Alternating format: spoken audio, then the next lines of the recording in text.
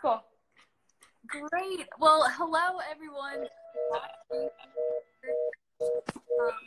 Thanks for waiting on our technical difficulties.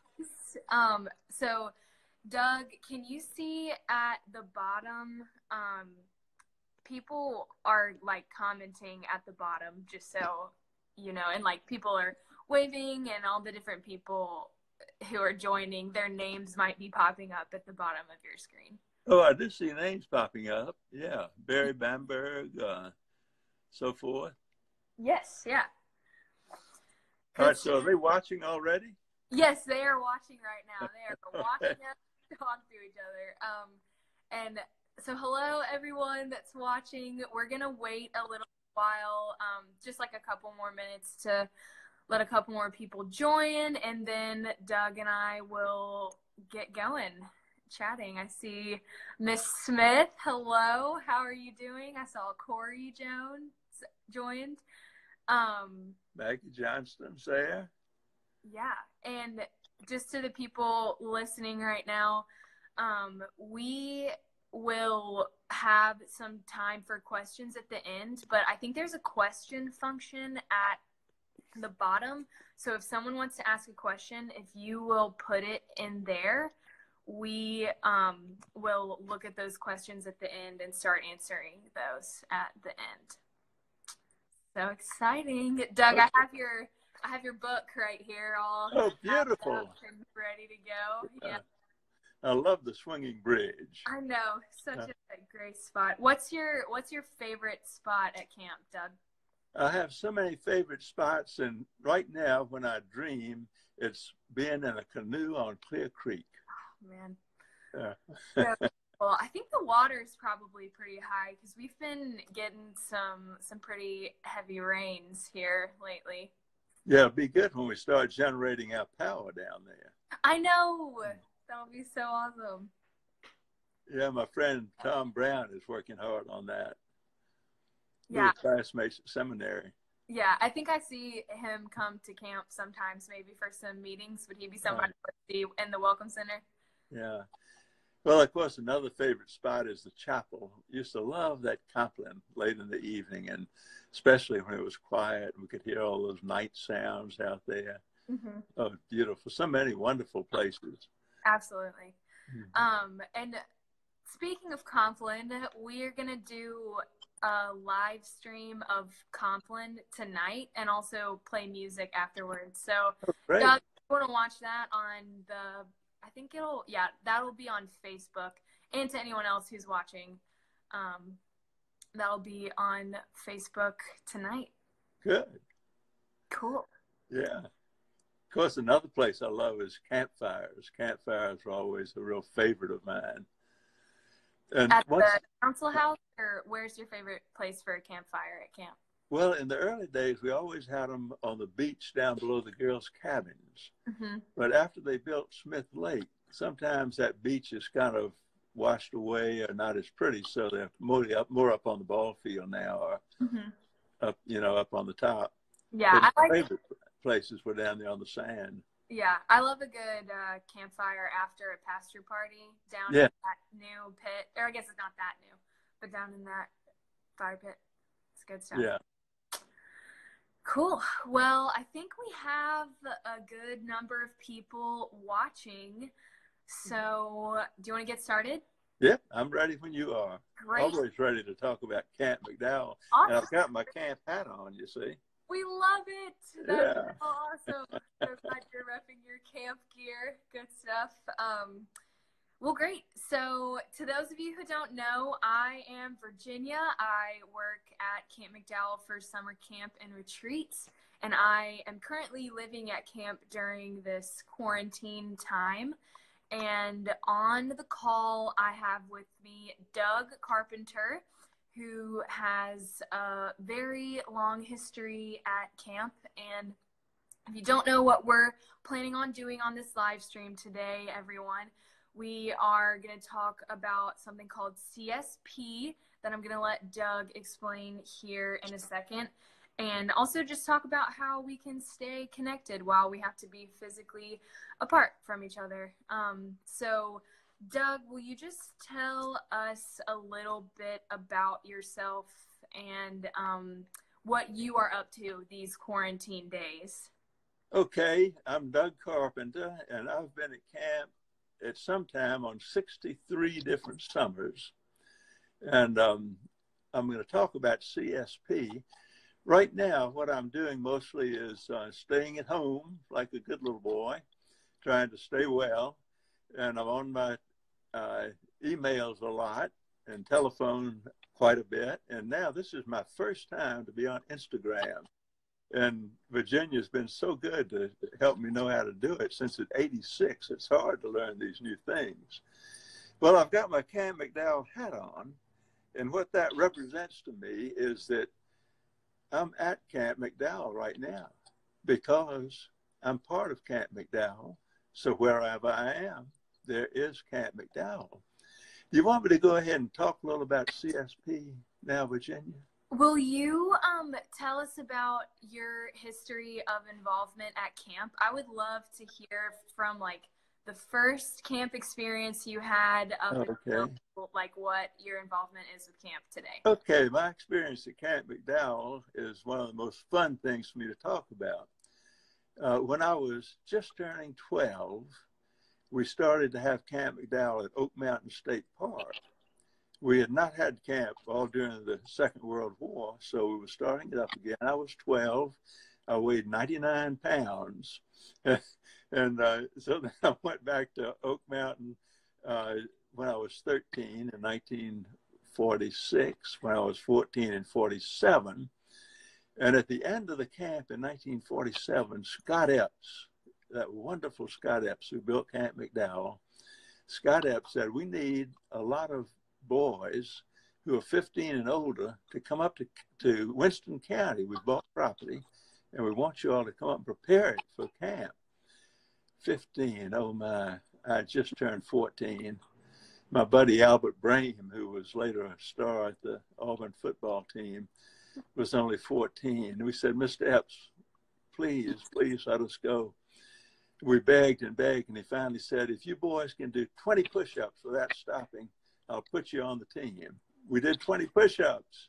Nice job. So in August, Albert and I and about 12 or 13 other older teenage boys and 3 clergy went up to Winston County, went in on that just a dirt, muddy road in those days, and we built a little lean-to to sleep under.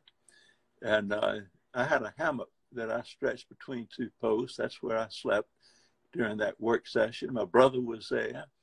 And so we cleared away a lot of debris down where Lower Camp is now.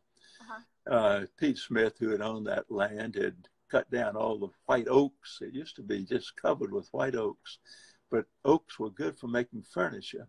So he had cut all the oaks off. That's why he sold that first 160 acres to the diocese for $600 total, because he had paid $700 for it, but he thought he had taken all the good wood out, so he couldn't charge us more than $600.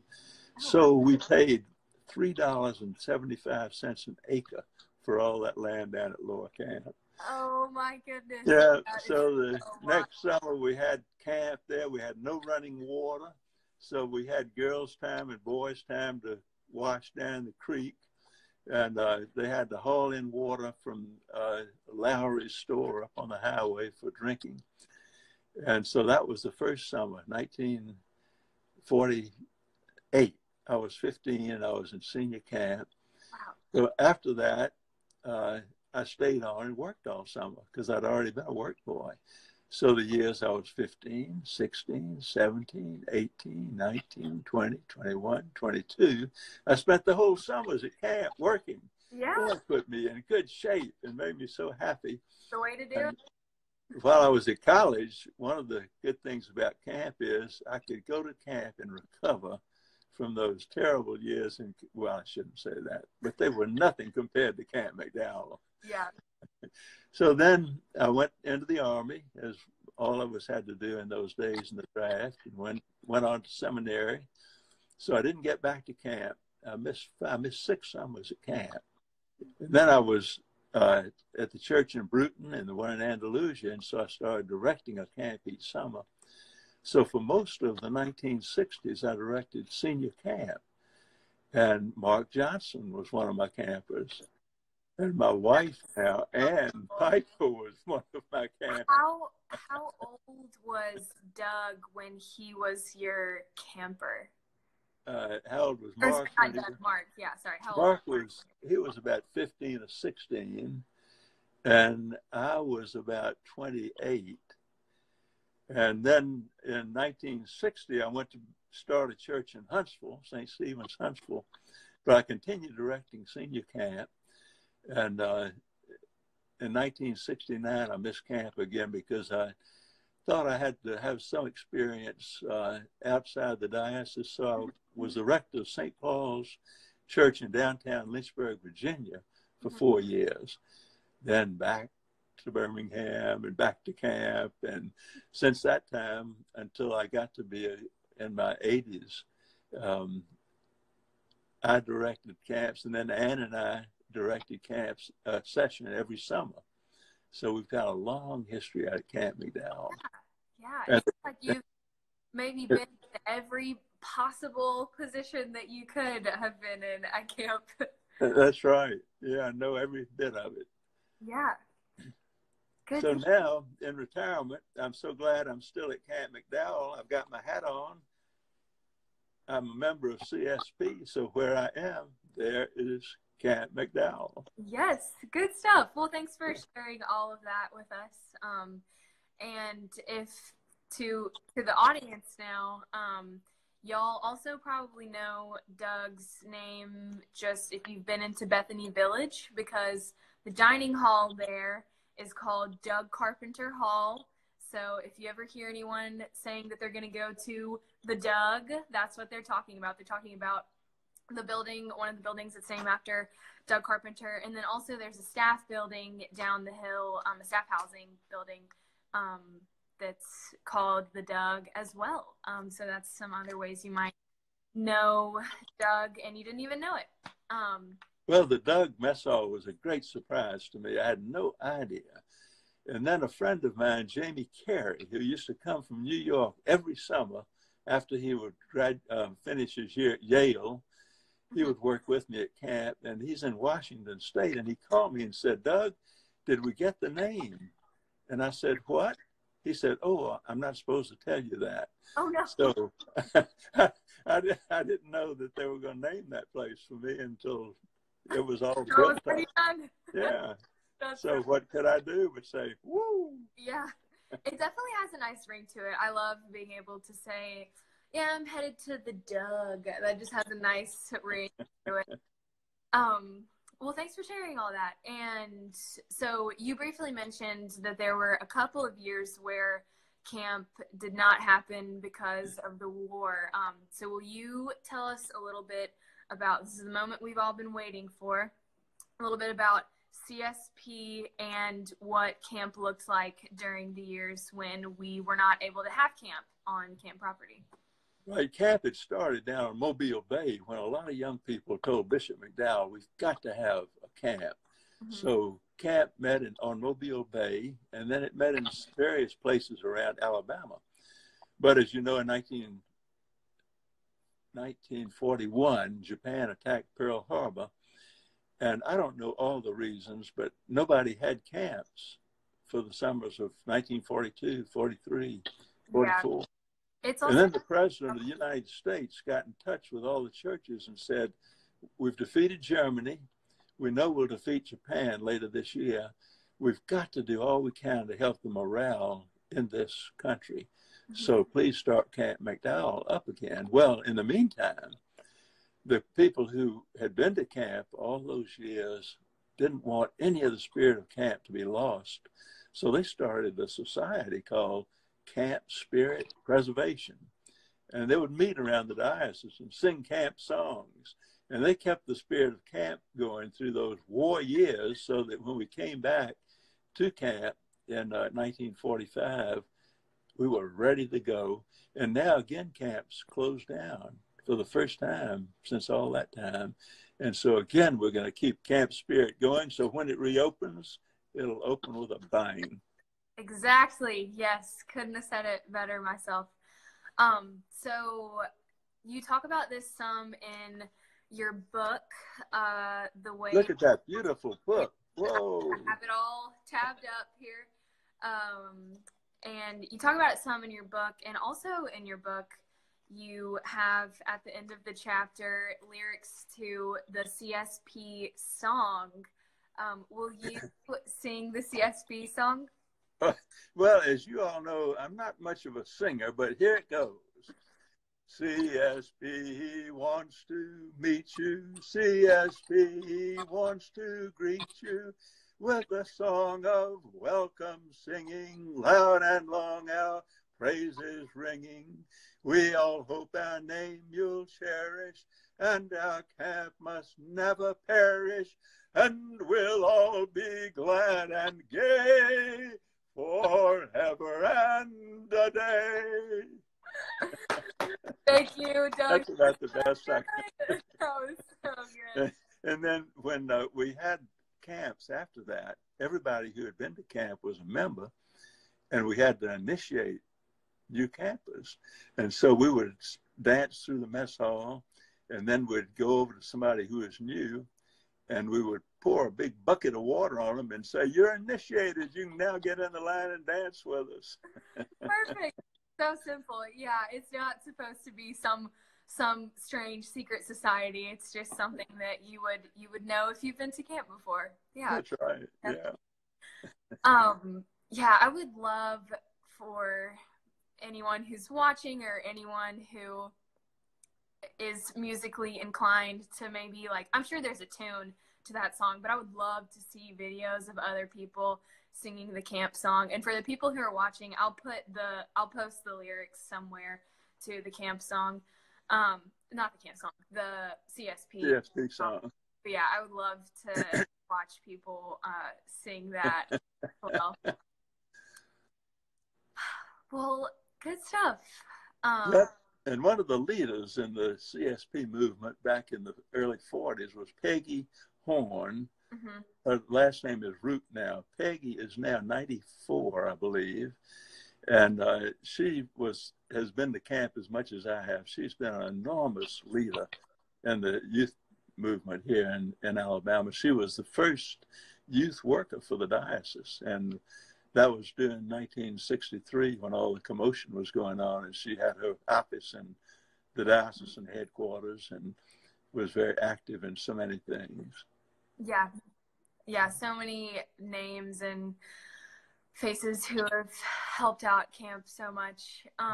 So how, Doug, you mentioned earlier you're wearing your camp hat, and that's just, you are at camp even if you're not physically at camp. Like, you are in the spirit of camp even when you're not here. Oh, yeah. So will you tell me about what the spirit of camp means to you? Like, what does CSP mean to you, and like, how do you carry that out in your daily life? Oh, I'd love to talk about that. I believe that Camp McDowell did more in my development and in my growing up than any of the schools I went to. And so after I had graduated from seminary, and a lot of my friends were putting MDiv after their name, or some of them DD after their name, or their college degree after their name, I would put CMacD after mine, Aunt McDowell. My graduation from camp was so important to me during all those formative years when I was growing up. Uh-huh. I've forgotten what your question was. I got so carried away. Yeah, it was just how, what the spirit of camp means to you, which you've already kind of answered. And also just how do you carry the spirit of camp with you, even though you maybe don't get a chance to come to camp that often anymore? Well, I still tell camp stories. Well, that was one of my favorite things. I began telling stories around the campfire when I was 15 and making up most of them. And my advice to anybody that wants to be a public speaker is begin at campfires. It's dark, so you don't have stage fright. Nobody really sees you. You can't use notes, so you have to really know what you're talking about. And so I still tell camp stories. People, the favorites right now of my scary stories are the Nauvoo girl. And the Nauvoo girl is only about 12 years younger than I am, so she's about 74 now. And people that see her at camp say she can still run as fast as the wind. And we had instructions from Scott Epps to pass the peace with her. Nobody's ever been able to get close enough to her to pass the peace. So hopefully one day. And the scary and the true story that's become most popular is Purple Boy, about a boy who came to camp when he was about 10 or 12, and he had gentian violet all over him, what they used to put on impetigo, and he was teased and neglected until finally, toward the end of camp, he was accepted. And it was just a wonderful breakthrough. And somebody said, Easter came early this year because the Purple Boy was accepted and loved. Aww. So if I tell those stories, I feel close to camp. Yeah. I love storytelling as a way to stay connected. And also, like, that's what everyone's doing these days on the social media right now, right? We're all just telling our own story and sharing other people's stories, and that is such a great way to stay connected while we can't be physically in the same place as each other. And the Purple Boy story is that in this? It's in the other book, the one of the campfire stories. Okay, cool. I think I have a copy of that. I've definitely read that story before, so I guess I've just read it in the other one. Yeah, Terrifying Tales is the way that title of that other one starts off, and they're both in the bookstore at Camp McDowell. Yes, yeah, I love and that. Storytelling is important to me, and it becomes more and more important. I think that the deepest question any of us have is, are we of any lasting value? And one of the most important ways to find out we're of lasting value is to be a part of a big story. Mm-hmm. And I think that the story of Camp McDowell fits into the whole Jesus story.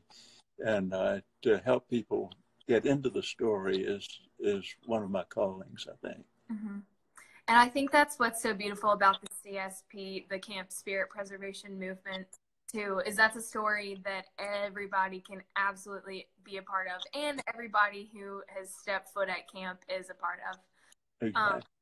And it's so cool also, since camp has been happening for so long, that we get to be a part of a story that started in the 20s, technically. That's when camp. Yeah, early 20s. It started at Battles Wharf down on Mobile Bay.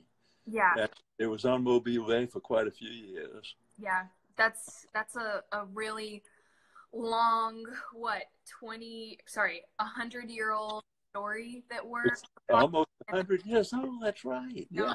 Yeah, because it's yeah. Wow. Yeah, that's so cool. Just another. So I have a couple more questions for Doug, but I love questions. Yes, I would love to invite the people watching to ask Doug their questions. So you can send those in the comments. But I think another great way to do that would be, I'm not sure exactly how this works, but there's a little question tab at the bottom. People watching, there's a question tab, and you can ask your questions through that tab maybe, or just comment your questions. And while y'all are thinking of your questions, I'm gonna ask Josh if he will. Josh is my friend here. He's making sure we're all good. Hey, Josh. So, and Josh is gonna read me some of those questions that we'll ask you. But a question that I have for you, Doug, is do you believe in do you believe in the concept of camp magic and how camp is just like a different place than the rest of the world in a lot of ways? Yeah. So if following up on that, what do you think makes that camp magic happen? Like, what allows this to be a space? There's quite a few things, but once I had a survey of senior camp, and one of the places they found the magic the most was at Compline in the chapel at night. And some of the hymns there that we would sing, like "Follow, follow the gleam of the light that shall bring the dawn," which is so appropriate today. "Far above earth's tumult, the call of Christ we hear." And we used to always love to sing the song at night. "Good night, we must part. God keep watch o'er us all through the night. We shall meet in the dawn. Good night." And when Mrs. Epps, I had Mrs. Epps' funeral in that chapel, and I sang that at the end of my sermon for her. And those times were so moving. Just like other places around camp have moved people so deeply. Another thing that the senior camp said was so important were the conversations that happened after lights out in the cabins. And that's when I realized cabin life was so very important at Camp McDowell. I can still remember all my cabin mates from the year I was 12 years old. One of them later served as a priest with me at St. Stephen. And remember the counselors we had. Bill Stoney was our cabin counselor. He was the rector of Grace Church, Anniston. And he's the one who told me how important, he showed me how important storytelling was. He told stories about Dr. Albert Schweitzer. And Schweitzer became my hero from the time I was 12 on because of his work in Lamborghini, Africa, and what he wrote and did. So heroes are developed at Camp McDowell, people that we hold up and respect so much. I didn't find this as much in the schools I attended as I did at Camp McDowell. So the great people that you're with there. Absolutely. It's all about the, like, it has so much to do with the place, but also the place is nothing without the people who That's right. get what it is. It's so cool watching the campers that I grew up going to camp with, watching how we're changing the world, and then also just watching people who were my campers when I was on summer staff grow up and change the world and be on summer staff. Well, thanks for sharing that. So I think we have a couple of questions, and I'm going to invite the people who just joined now to send your questions in the chat. So, Doug, one of the first questions that was asked, this is from Claire DeBop. I am not sure, but hello, Claire DeBop. Your question was, when you're encouraging a kid to go to camp for the first time, how do you describe what they'll experience? Wow, that is a great question. I think that when you encourage a camp to go for the first time, telling your own experience is the main thing to do, and how much fun you had in the mess hall, on the creek, around the campfires, hiking up to Tiller's place, to just describe what it was like for you. And they'll catch that enthusiasm, and that's the thing that'll hook them. Awesome. Good question. Yeah, totally. So this is from Kennedy Schweffler at KK Schweff. That's her Instagram name. She asked, what's your favorite camp song? My favorite camp song. We've got a camp and we can't go away. Sing song, kitch, kitch, cameo. And we love it more each day. Sing song, kitch, kitch, cameo. Chemo, camo, caraway. Me, my home, rum, silk, fun, fun, pollywog. Sing the song, kitch, kitch, cameo. That's one. That's so good. I've never heard that one before. I guess we haven't done that one in a long time. That's so good. We should swap camp songs sometime and bring some of the older ones back. Good. That'd be wonderful to do. When I married Bob Black, who was a great camper when he was younger, I married him in Charleston, South Carolina. And before his wedding, he wanted me to tell him the words to that sing-song, Kitchy Kitchy song. Mm-hmm. That's what was on his mind. So this one was a little ways back in the chat, and I'm not sure. Ann Emerson asked, what's your favorite hike at camp? My favorite hike at camp, I'm going to give you two favorite hikes. One is Tiller's, and it was in the summer of 1947 when we had that work camp up there that we developed that camp to Tiller's. And one of the reasons we did that is Mr. Epps wanted us to go all along the creek bank as far as we could to find where the best swimming places would be. Mm-hmm. And then my next one would be St. Christopher's Pool. Yeah. To go over across the swinging bridge and to St. Christopher's Pool, and so many wonderful places you can go at Camp McDowell. Yeah. I love the thought of discovering new places at camp for the first time. That's so incredible that y'all were the ones that went and looked for the good spots to swim on the beach. That's so cool. So Josh asked, is there a sound or a smell that brings you right back to camp? A sound or a smell? I'd say the water over the dam. Mm-hmm. It would be the sound. The smell would probably be those big leaf magnolias, which are so common at camp, but who ever sees them anywhere else? Every time I see them somewhere else, it throws me right back to camp. And also, I'm always really surprised when I see them somewhere else because it's really uncommon. I have hiked around Auburn, Alabama a little bit, and every now and then I'll see one down there and my mind is blown. I always think that they're just something that is at camp. Well, they usually don't grow this far south, but I understand that the Ice Age brought them down into that ravine at Camp McDowell, and it was cooler down there, and that's why they've populated so much around camp, but you don't in Birmingham. Those are the big leaf magnolias are definitely my favorite tree because since their leaves are so big, nothing can grow underneath them, so they really stand alone in the forest. I like the way that they take over the forest like that. Right. Okay, so here's a comment from someone. Leanne Ramey said, "Hi Doug, you introduced us to camp 17 years ago. We now live in Bozeman, Montana, and our 15-year-old daughter, whom you baptized, still goes to camp. Great to see your face and hear your voice." Oh, so good to hear from Bozeman. Yeah. And wherever you are, you're at Camp McDowell because you are there. Exactly. Another question. So if you haven't sent a question in, please do it now.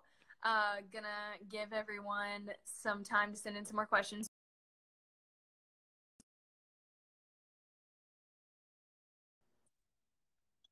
Cut out. Can you hear me? I can hear you. Okay, great. Sorry, I think my video cut out for a second. So Josh Carter, former summer staff member, said, "Hey Doug, what is your favorite meal at camp? I love chicken finger day." What at camp? Your favorite meal at camp? Well, I am a vegetarian, and I think part of why I'm a vegetarian is in the early days, we raised all the beef that we ate out there. We had a huge herd of cattle out there. And at lunch, somebody said to me one day, "Who are we eating today?"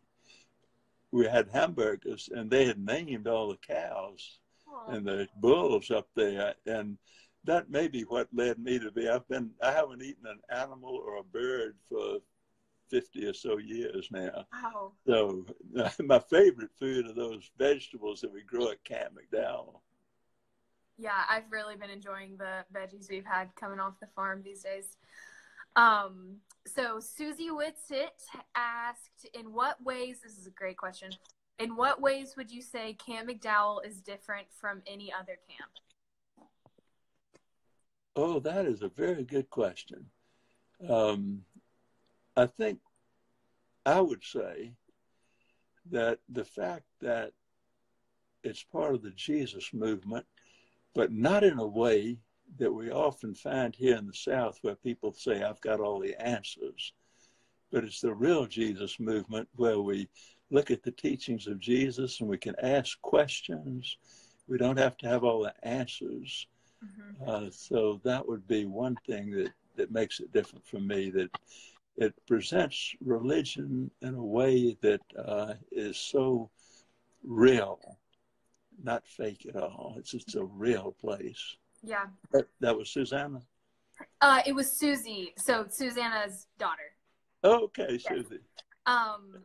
Susanna Yeah. was one of the great counselors at Camp McDowell, and of course she still is. And there's no question that where Susanna Wisted is, there is Camp McDowell. Absolutely. Definitely a solid camp face.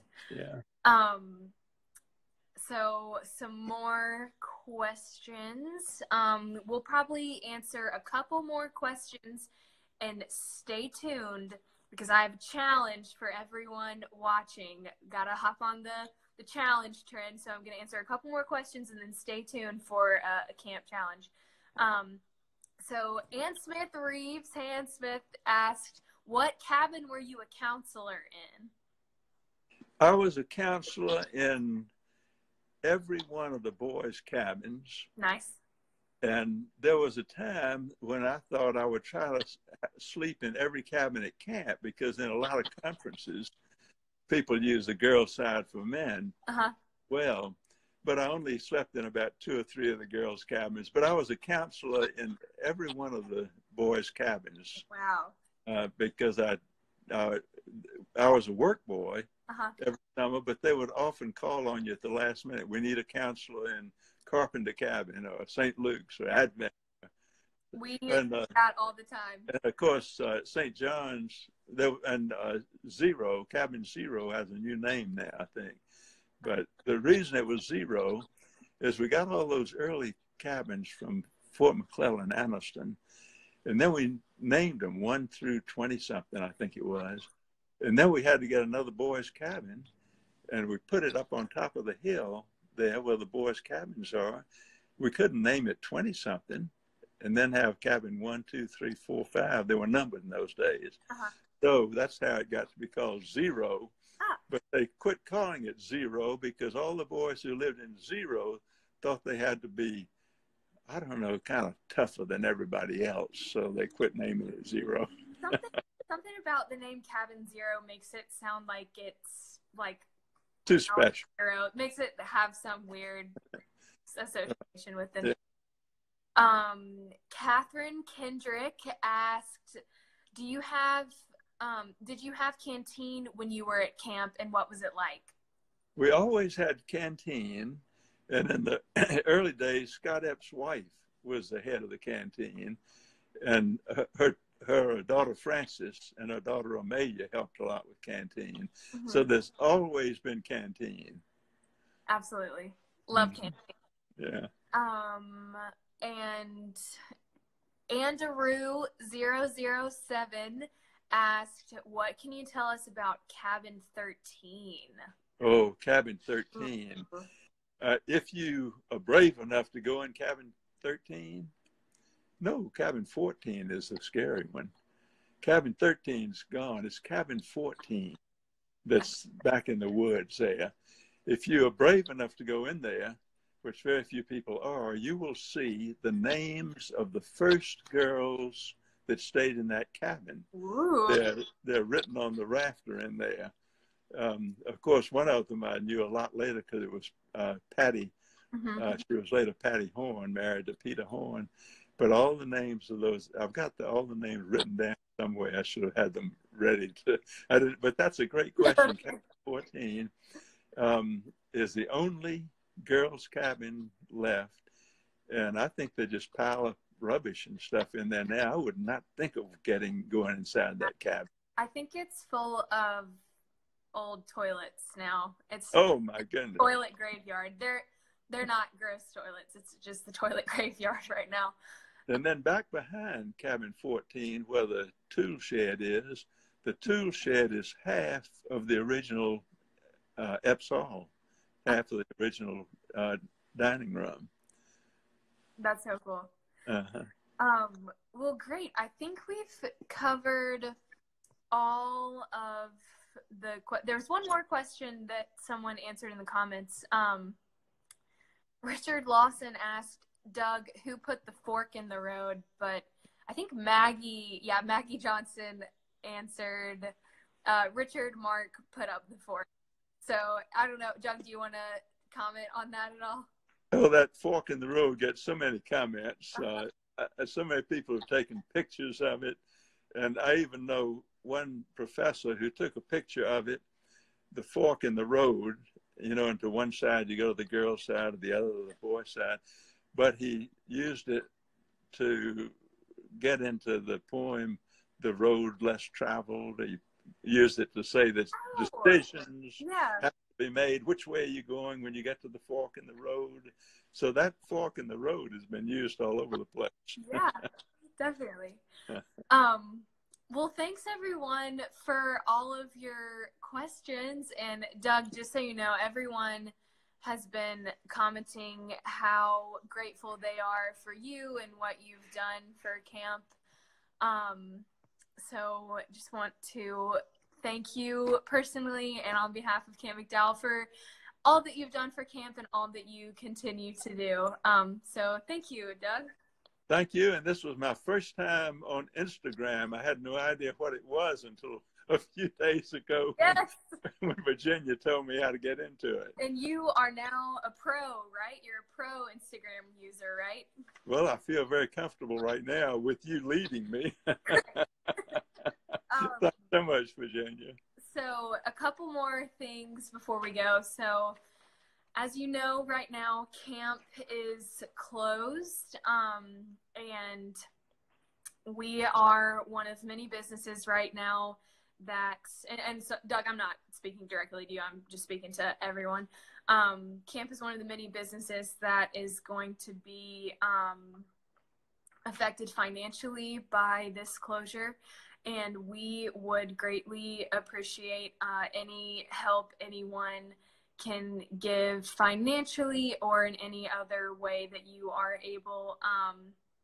And if you go to our website, you can click the Donate Now button, or you can send any donations to the to Camp McDowell through the mail, and our address is 105 DeLong Road, Nauvoo, Alabama 35578. So if you are in a position where you could help out financially, we would greatly appreciate your help to continue our mission here. So thanks everybody. And one last thing, I have a challenge for everyone. So this is the CSP Quarantine Challenge. So I challenge everyone to, number one, make some representation of what CSP means to you, whether that be making a creative poster or a piece of art or writing a tune to the camp song. Whatever CSP means to you, make some representation of that. Number two, send that to camp's Instagram or the Facebook page or the McDowell Summer Camp one. And next, same time, same place, we will do a live stream sharing everyone's CSP Quarantine Challenge. And then the third part of this challenge is to invite a friend to take part in the challenge as well. So number one, make a representation of what CSP means to you. Number two, send it to camp so that we can share it on our social media.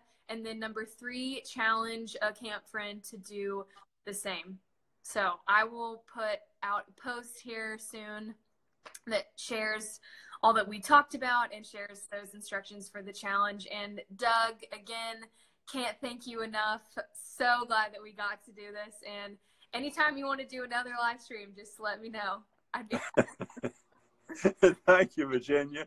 And they must be liking what you're doing because a lot of hearts are popping up on my screen. Yes, I'm seeing the hearts pop up too. A couple of the comments. Thank you, made my day. Thank you, Virginia and Doug. Thank you, heart, heart, heart. So wonderful to see both of you. Hearts, smiley faces. Ann Smith accepted the challenge. Stella said she's gonna do the challenge as well. Ava Berry's gonna do the challenge. So exciting. So yeah, y'all let your friends know and stay connected to camp. Peace be with you. CPS to everybody. Yes, CSP. All right, bye everybody. Bye-bye.